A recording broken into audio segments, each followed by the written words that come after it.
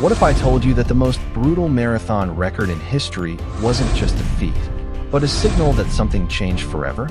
How can a human being run 42 kilometers at a pace that once seemed impossible and do it so soon?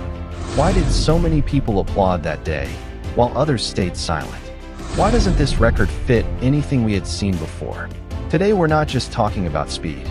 Today we're talking about limits, about technology, about uncomfortable decisions. Because to understand this record, you have to look beyond the clock.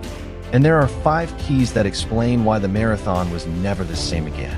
The last one is the most divisive of all in the running world. 2 hours was no longer just a number. It was a mental frontier, a barrier separating the human from the impossible. And then, in Chicago, that frontier collapsed. One runner didn't lower the world record by a few seconds. He didn't fine-tune it. He didn't brush against it. He destroyed it. Running 42 kilometers in 2 hours and 35 seconds is not a normal improvement. It's a leap that breaks every historical pattern of marathon progression. For decades, records moved cautiously. Small steps, slow progress. Sometimes years passed without real change. This was different. The gap to the previous record wasn't symbolic. It was massive, so large that it shattered every known model of progression. And the most unsettling part wasn't the final time. It was how it happened. There was no collapse in the final kilometers. No athlete surviving on pain alone. No classic image of extreme suffering. There was control. There was stability. There was a strange feeling that the pace never left the script. Too clean. Too consistent. And that's when the record stopped being just a celebration and became an uncomfortable question for the entire running world. Because this wasn't just the day a record fell.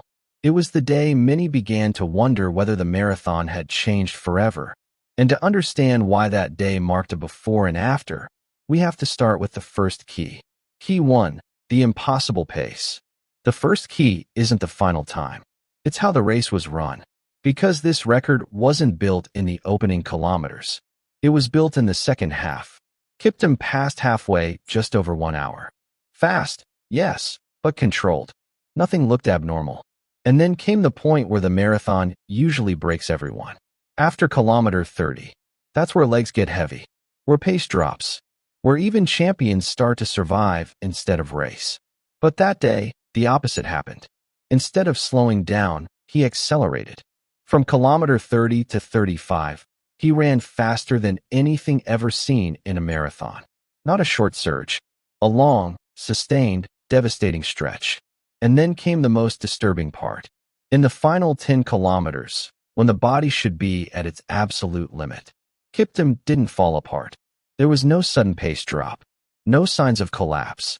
No agonizing finish. He closed the race faster than he opened it. The second half was quicker than the first. In a marathon world record, that is extremely rare. Because the marathon doesn't reward bravery. It rewards resistance to breakdown. And that day, breakdown never appeared where it always does. When you look at those final 10 kilometers, the question is no longer, how fast was it? The question is, how could he keep running like that when every model says he should have been falling apart? And when the pace tells a story that doesn't match what we know, you start looking for the second key. Key 2, the perfect context. Or too perfect. The second key isn't in the legs. It's in the context. Records aren't run in a vacuum. They're run in a very specific environment. Chicago isn't just any marathon. It's fast. It's flat. It's built for speed. But that alone doesn't explain what happened. That day, everything aligned. The course, the temperature, the absence of decisive wind, the opening pace. Nothing forced improvisation. Nothing demanded correction. In a marathon, that's pure gold. Kiptum didn't have to save a bad start. He didn't have to manage an early mistake. He didn't have to pay for excess. Everything unfolded exactly as planned. And when an athlete runs a race like that, the body doesn't enter survival mode. It enters efficiency mode. That explains the lack of fluctuations, the stability of the pace, the strength of the second half. But here's the uncomfortable part. World records rarely happen with so many factors perfectly aligned. Usually there's wind, or heat, or a miscalculation, or a small crisis to manage. Here, no. Everything fit too well. And when the context is that perfect, the record stops being just talent. It becomes the exact sum of preparation, environment, and flawless execution. That doesn't diminish the achievement, but it changes how we read it. Because this wasn't just an extraordinary individual performance. It was a race designed to push the human body to the limit, without the limit appearing where it usually does. And that leads directly to the third key. Key 3. Technology plus preparation. The third key isn't talent alone. It's a new way of preparing for the marathon. Kiptum's body didn't arrive like this by chance. Behind this record is a combination that didn't exist 10 or 15 years ago. Much more precise training. Absolute pace control. Sessions designed to run fast for a very long time. Training is no longer just about enduring. It's about sustaining extreme speeds without breaking. Add to that a meticulously planned race day. Nothing improvised. Nothing left to chance. Every segment thought through. Every decision made before the start. And then there's technology. Shoes that return energy. Lighter materials. Running economy optimized to the edge. They don't run by themselves, but they reduce the cost of every stride. And when you repeat that stride thousands of times, the savings add up. That explains something crucial. Why Kiptum could maintain the pace when others with equal talent begin to pay the price. Not because he suffered less, but because he spent less energy per kilometer. This isn't about cheating. It's about evolution. The problem is that this evolution is moving faster than our perception of human limits. And when you combine an exceptional athlete, modern preparation, and technology that pushes performance without breaking the rules, you get times that feel unreal. Which opens a new debate. Because if this is the new normal, the marathon we knew is starting to fall behind. Key 4. The evolution no one saw coming. The fourth key isn't in one race. It's in how fast everything happened. Kiptum didn't reach this record after a decade of marathon dominance. He arrived too early. In just a handful of races, he went from prospect to rewriting history. No long public learning phase. No visible years of adjustment. Usually, great champions follow a recognizable path. Uneven early marathons. Costly mistakes. Bad days. Not here. The progression was too fast. Too clean. Every marathon better than the last. Each one at a level that would already be historic for most athletes. And the unsettling part? There were no signs of a ceiling. No plateau. No stagnation. No moment where the body says, this is it.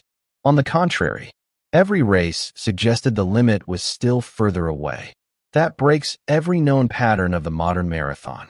Because this sport usually punishes impatience. And here, impatience was rewarded.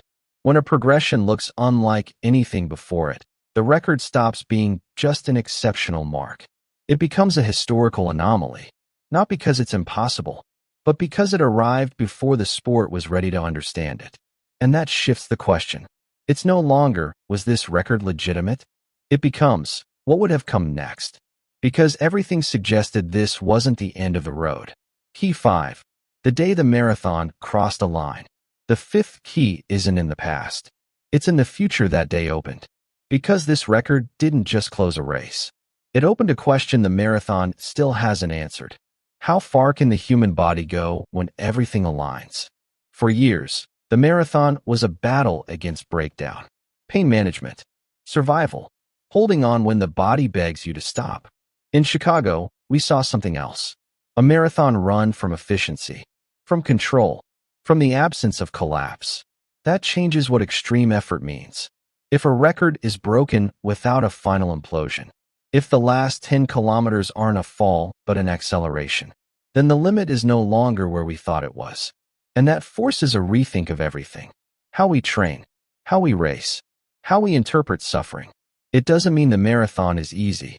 It means it's entering a new era. An era where records won't fall by chance.